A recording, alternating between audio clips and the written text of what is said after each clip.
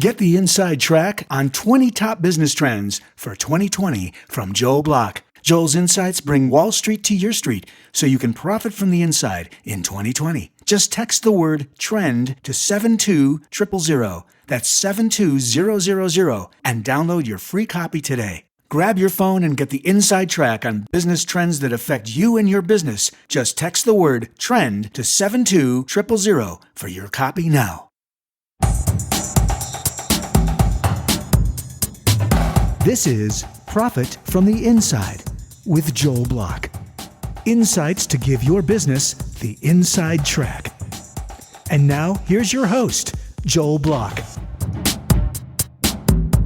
Do you worry that the people who represent your brand are sharing it the way you intend it to be shared so that consumers hear what you intend for them to hear? To address that question, Chris Wallace. Chris, welcome to the show. Joel, thanks so much for having me. Hey, man, nice to have you. So this is an interesting perspective that you bring here because you're talking about a second tier of hearing. So, do the people that you tell what to say, do they say it in a way so that the other people hear it the way you wanted them to hear it? I mean, help us with that a little bit. Is that a big problem? Yeah, well, I mean, let's talk in dollars and cents here. Organizations, consumer brands especially, spend a lot of money on branding, marketing, and advertising, right? They're out there telling the customer how great they are. They're trying to get the customer hooked with what makes their brand interesting or valuable to the customer. But if that's not what the customer hears when they walk into a store, when they call into a call center, whatever that touch point is with the company, if what they would have hooked them and what they experience are two different things, that's a real problem for the people spending money on marketing. Yeah. Well, so are you talking about messaging or the overall experience? I mean, because there's a couple different layers of things going on here. I think so.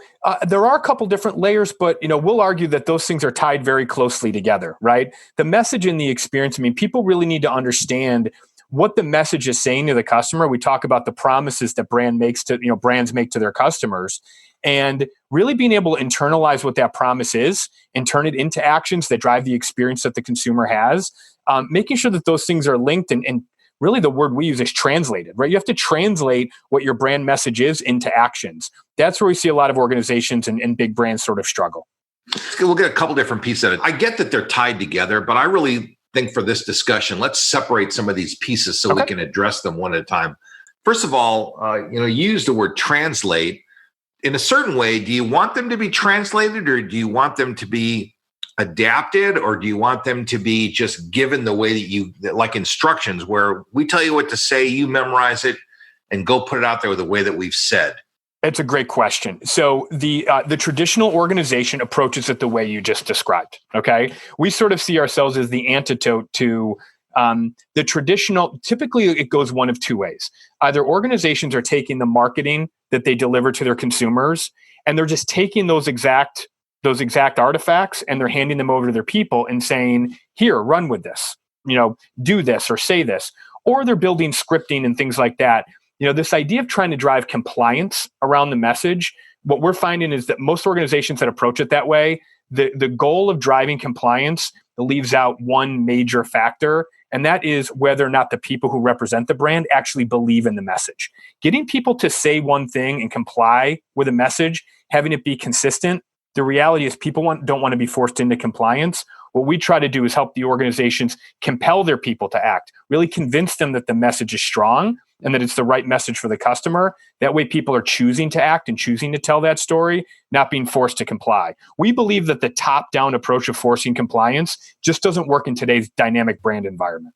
I'll tell you, I have so many questions. I'm going to have to start writing them down. But so first and foremost, though, shouldn't companies make sure that people believe in their product before they bring them on? I mean, I get that not all sales, it's just a job and you do your job and whatever. But, is there some evaluation on the front end that the person is a good fit for the job before they ever give that person the job? I think that's a good question. I mean, I'm sure that there's a lot of, consultancies out there who will say that they have a cultural fit assessment that they can do. I know very well of a sales assessment company that assesses people for different sales roles. Have I ever seen something that sort of assesses culture and brand fit in the hiring process? I don't know that I've ever seen anything really compelling. It just makes me wonder, in order to be successful, because I think what you're saying, if the CEO and the board of directors say, this is what we're going to say, and then the advertising message says this, and it's trickling down the organization, but then you have these lower level people, lower paid people that are actually interfacing with the customers, which is such an ironic situation when you stop and think about that. If they don't believe in the product, they don't believe in the message, that's a big problem. It is a big problem. And so I'll almost answer, some of your questions with a question back to you. Can you think of somebody in your mind, or a brand that does this well, that really has taken their message of who they are as a brand to the consumer, and that is reflected in what you get from their employees? Can you think of somebody who does that well? Apple probably is one of those kinds of companies. But I'll tell you what to me, the string, because I think a lot about this too, not from the marketing perspective so much, but from a global management perspective, is cause. Companies that have a cause, and that cause can be making the world a better place, making people more happy, whatever the cause is, helping them to communicate better, whatever the cause is, which is bigger than the company itself. That's a unifying message that all the employees can buy into. And when they all buy into it, then you have that honesty at the level where the person is interfacing with the consumer, and they're honestly saying to them, this is really going to help you to communicate better, or be better, or be happy, or whatever. So to me, that's the unifying thread. Yeah, there's no question about it. So I'll give you a couple of examples to illustrate kind of how this plays out. So one of the brands that we like to talk about frequently is Subaru. Okay, I'm based in Philadelphia. They're right over the bridge in Cherry Hill, New Jersey. So their headquarters in North America. And what their brand message, their brand promise at Subaru is love. That's literally their brand promise, love. It's what makes a Subaru a Subaru. And that is something that they have institutionalized throughout their entire company. You cannot train somebody. You can't script the message of love. You can't script that. It has to be something that you see, and it's woven in, and people believe in that. So I would bet that on the way in, when they're interviewing for new hires, they're probably working them over on that topic, and they're taking them out to lunch, and they're saying, look, you ever seen our commercials? Yeah. You ever done this? Yeah. So what do you think?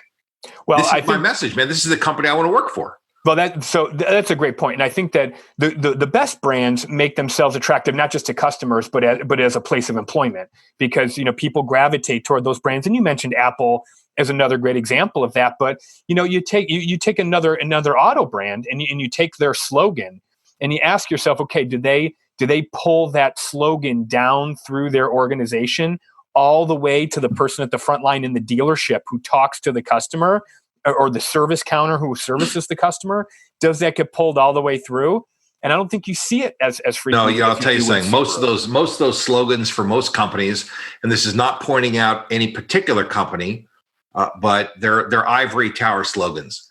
I mean, they're just made up by marketing people somewhere that they're great slogans, and these marketing people are brilliant people, but they're not installed into the company. And it has to be installed for it to work. So let's now shift gears back to what you said before. Remember I said all those questions? Yeah. Certain companies can allow more artistic liberty than other companies. So if you have a cause and you're excited about the product, as long as you're kind of inside the lanes, and I guess we're talking about like putting those rubber bumpers in the gutters of a bowling alley. We talk about guardrails all the time. Okay, so guardrails. Yep. Okay, so perfect. So people are going to, stay inside of a relatively narrow lane, but they're not restricted to, they're not on a track per se, so they can do a little bit of latitude. But what if they're selling something that's regulated, like they're selling pharmaceuticals, or they're selling insurance, which you have to be licensed to sell? Does the messaging change a lot if you're in a regulated industry versus a non-regulated one, like maybe selling cars or something else? It's a really great question. What I can say is, so our experience with regulated industries, really, we've worked in the energy space. We've also worked in the in the banking space, in the retail banking space. And yes, there are regulations, but in any regulated industry, let's call them what they are. A lot of cases, they're going to be commoditized industries, right? It doesn't get more commoditized than energy, literally. And then on the banking side, it's also a commoditized type of product. How Smart marketers are finding ways to build aspects around the regulation that make their company worth doing business with, even beyond what their products are. The good ones are accepting that regulation is making their product set virtually the same as everybody else. Maybe the rate's a little bit higher one month versus the other or something like that. We just did an interview with an executive from TD Bank. TD Bank is the Subaru of banking. They have figured out how to build value around a regulated and commoditized product set and make them worth doing business over the competition. So let's go a little deeper on that one. So how did they do it? Because that is, listen, money, pretty dry, to a lot of people, kind of scary to a lot of people. That's my life is the money business. I mean, so I'm not saying, that it's easy. It's hard, but it's also, perceived as scary and weird to some people. So how did that institution, and I'm familiar with those guys, so how did they do it in the way that you're describing? Well, I mean, I think that they, first and foremost, they have smart marketers who looked at what customer need they wanted to fill and what they wanted to focus on. Okay. So they're America's most convenient bank, right? I believe that that's their promise. They're going to be America's most convenient bank. So they picked convenience and they knew that was important to the customer, and they built their operation backward from that idea of convenience. And they rallied their entire team around how they're going to build convenience into sort of every aspect of that customer interaction. So they decided where they were going to win, what they wanted to compete on, and where they could win happened to be convenience. And they institutionalized that, like you said. So there's a lot of ways that they do that. To be honest with you, we told this to the folks from TD that we talked to.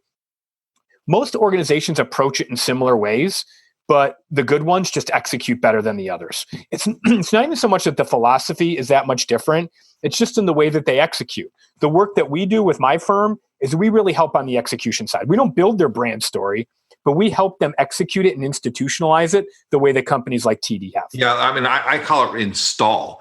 It's like, I like that. Yep. You're installing it on the company, and eventually it takes root and it becomes the company. After a while, I mean, it's at first it's kind of uncomfortable probably, but after a while, people kind of buy into it and they kind of get familiar with it, and they're like, hey, you know what, this was working for us. We just did. I was on a call earlier with a major pest control brand. We work with consumer products and consumer service companies, and we were on with a client that's in the pest control space, and we did a pilot of installing what their we understood what their promise was to the customer. Again, we didn't build it. We just understood it. We understood what the employee perspective was on how they were serving the customer well, where they felt like they could win. We built a story around that. We marketed that back to their own people. I told the CMO, we are going to take this story and we are going to sell it back to your own people so they want to buy it, so they believe in it. And we looked at the metrics of how they performed. Lo and behold, the pilot groups that had this installation done outperformed the pilot group and the entire rest of the company's branch network in every single metric. So is your business really about, getting the message of the senior management really to be well understood that by the sales and marketing people, or do you work with the customers of companies? So we work with the senior level folks, mostly on the sales and marketing side. And what we are doing is we are taking their vision for their brand, their vision for what they can deliver to the customer, their vision for their value proposition, and we are taking that from words, and we are, like you said, installing that to the point where people internalize the words and can and turn them into actions that they deliver every single day. So it's how do words become actions, right? That's really, brands can just talk about things right now. And I think that it's really important in this day and age where customer experience is so important. If you are just seen as a brand that's a bunch of words and empty taglines, as you said earlier, then consumers are going to see right through that, right? They have all sorts of options of who they can do business with. It's the people that turn that message and that promise into actual deliverables and into actions. Those are the ones that are going to excel. And that's what we see, brand like Subaru is a great example. Brand like TD is a great example. I think that as a consumer myself, you're a consumer of certain things. I mean, we all consume things. It's not so much that I see through all this stuff. It's all blah, blah, blah. And I don't hear a word they're saying until I do. And at some point, I'll hear something. I'll go, hey, you know what? I kind of connect with that, or I kind of like that, or that makes more sense to me. And I'll still be a little cynical about it because I've heard so much other garbage from everybody else. And then if they keep going and they're consistent in their application, then all of a sudden I start to kind of create some relationship with them. And you know what? Then you create loyalty, and then it becomes disruptive to change. And then you're a customer for a long time. That's a great point. And it goes back to the question that you opened the discussion with today, that idea of consistency, right? How are you confident that people are telling that story accurately and consistently? Consistency is where brands like TD and Subaru and Lexus and American Express, I know that there's sort of the overused business school case studies, but let's be honest, there's something to the fact. That's why, right? Because they execute, right? And I'll give you an anecdote. So last fall, I was in Chicago, and back-to-back days met with CMOs of large national consumer brands. And on the first day, the CMO said, we're going through a rebrand, and our agency's doing a great job. I'm confident we're going to talk the talk, but my concern is my people won't walk the talk, right? We're going to say what we are very well, and we're going to put it out in trade publications and things like that very well. But are we going to back that up with actions? The next day, CMO from another brand said to us, he's like, so you're the people who can help me get the people who work for me, my employees, to act the brand. And those two phrases, walk the talk and act the brand, have sort of become rallying cries for us, because if you think about it, all the time, effort, energy, and resource that goes into building a brand, if people aren't acting in a way that's consistent with the brand, and that's not coming through, that's where you sacrifice the loyalty. That's where you sacrifice the long-term customer relationship. Are you doing a lot of trainings? Like, do you bring like salespeople or marketing people into a room and do trainings with them? How do you get the idea to come to life so that they can act the brand? Yeah, so think of it this way. We always say, so the short answer is no, okay? We are a complement to traditional training, okay? So what we talk about is most organizations today, especially big organizations, the mechanisms through which they get information, they get the word out, right? They try to drive this consistency of message. It's an information exercise. They're pushing information. It's through emails. And we know this from research. We've done research. The top two ways companies are driving their message out there are product training and email. Those are the emails, number one, product training, number two. And then you have things like your SharePoint library and all the places, your intranet site, all the other places you can go to gather information if you want, if you're an employee. Those are information vessels, vehicles to get the details out.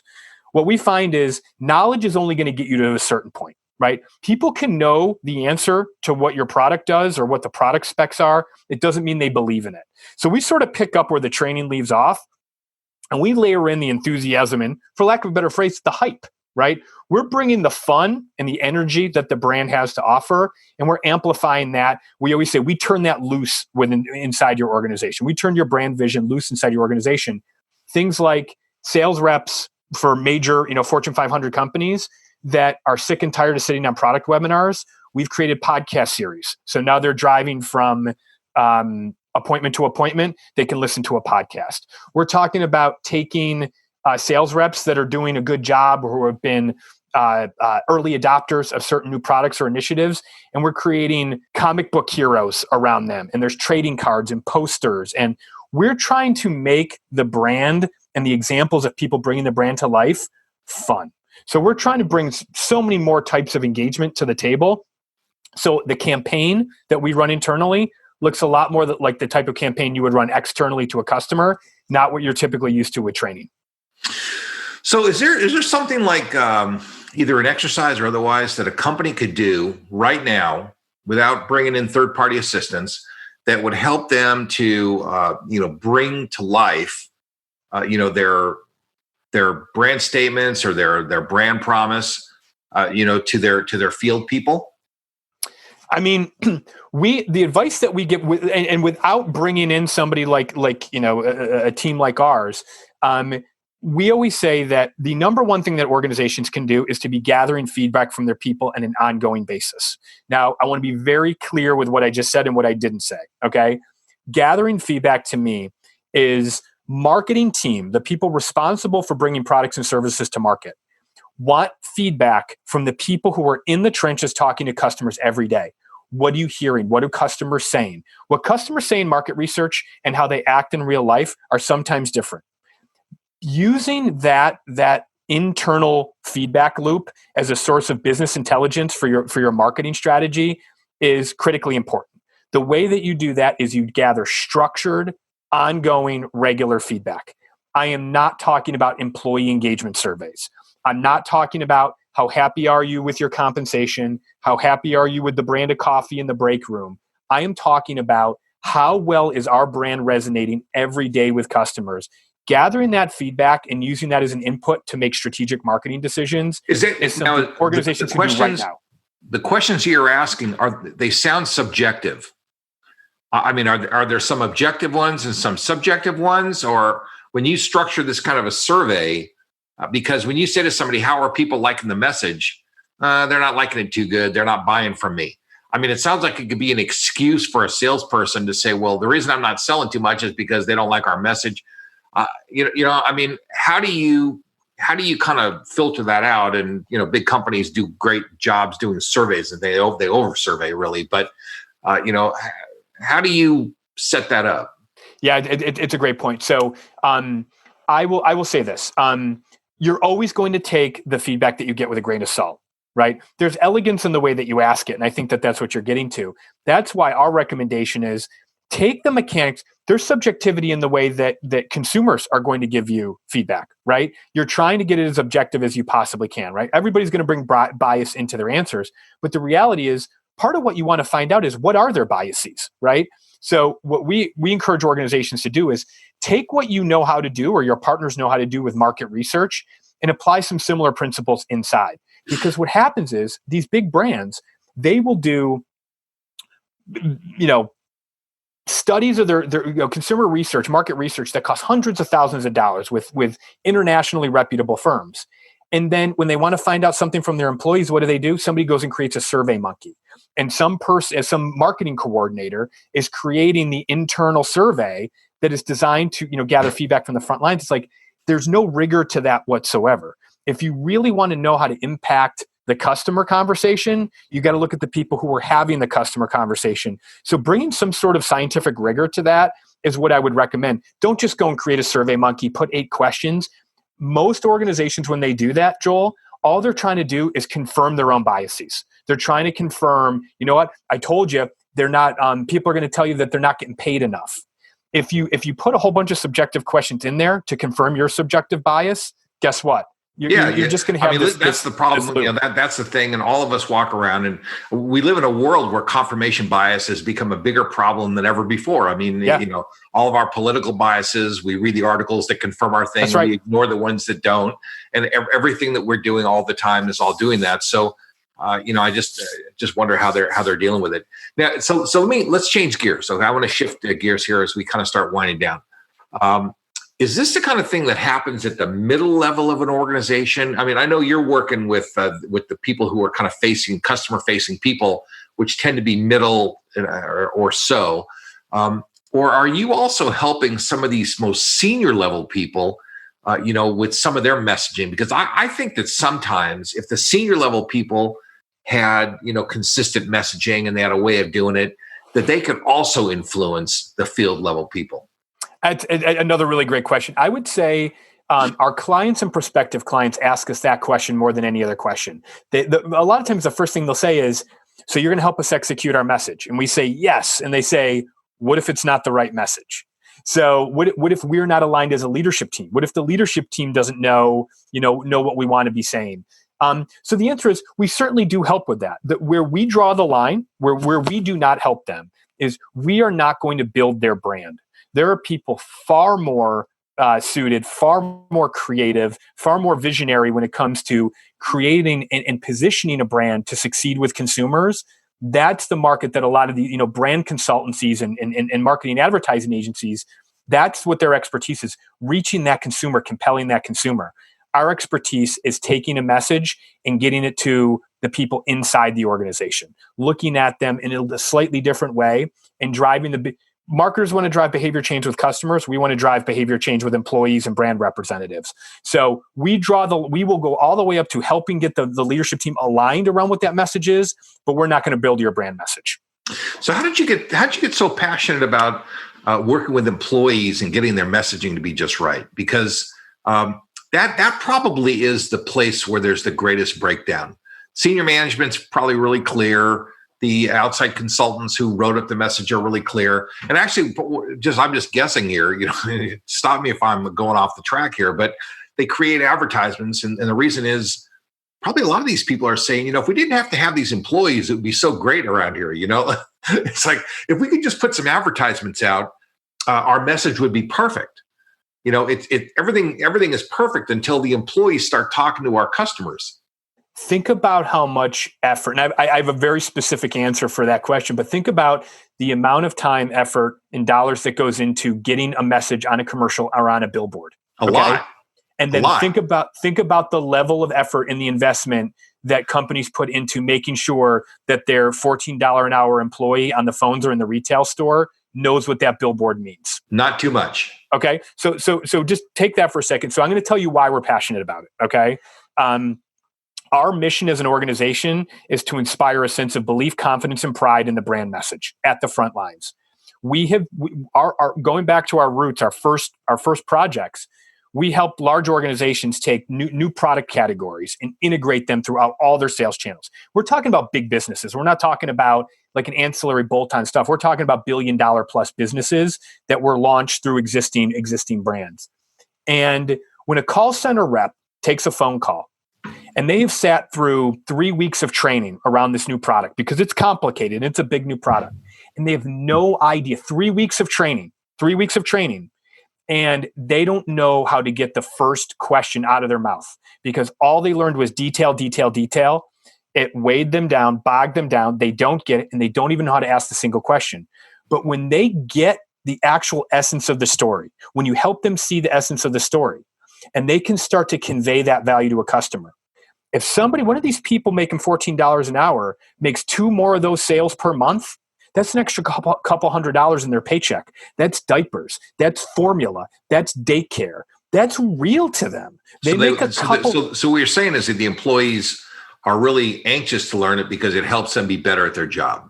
All they want is to serve the customer better. People who and I'll tell you what, this is such a misconception. We do this for them. Okay. And that's really what, back to your question about why we're passionate.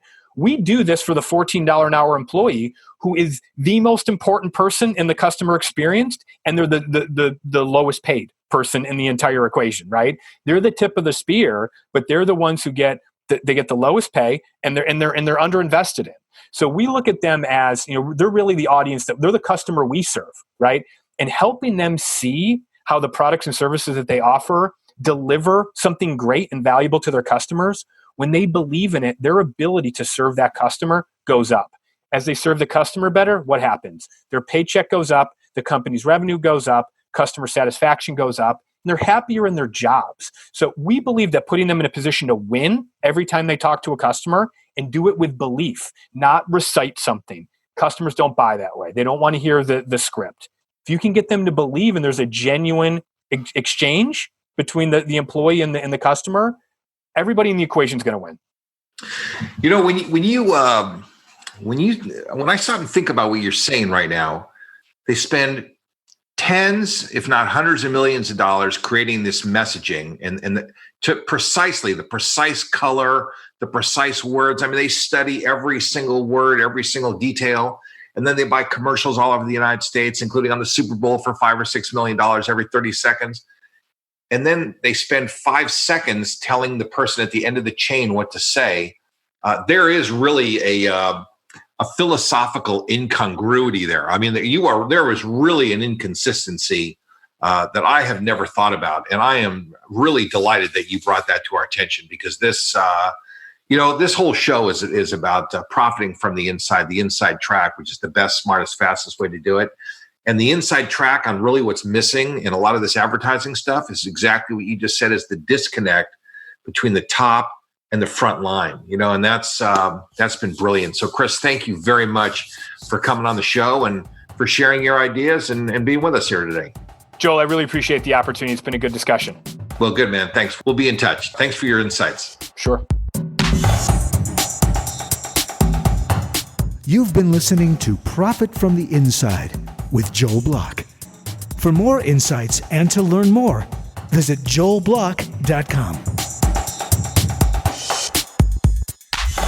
How about a shout out and a giant thanks to my podcast producer, David Wolf, and his team at Podcast and Radio Networks. Profit from the Inside simply wouldn't be what it is without David and his team. For more information or to learn how you can launch and produce your own podcast, reach out to podcastandradio.com. Get the inside track on 20 top business trends for 2020 from Joel Block. Joel's insights bring Wall Street to your street so you can profit from the inside in 2020. Just text the word TREND to 72000. That's 72000 and download your free copy today. Grab your phone and get the inside track on business trends that affect you and your business. Just text the word TREND to 72000 for your copy now.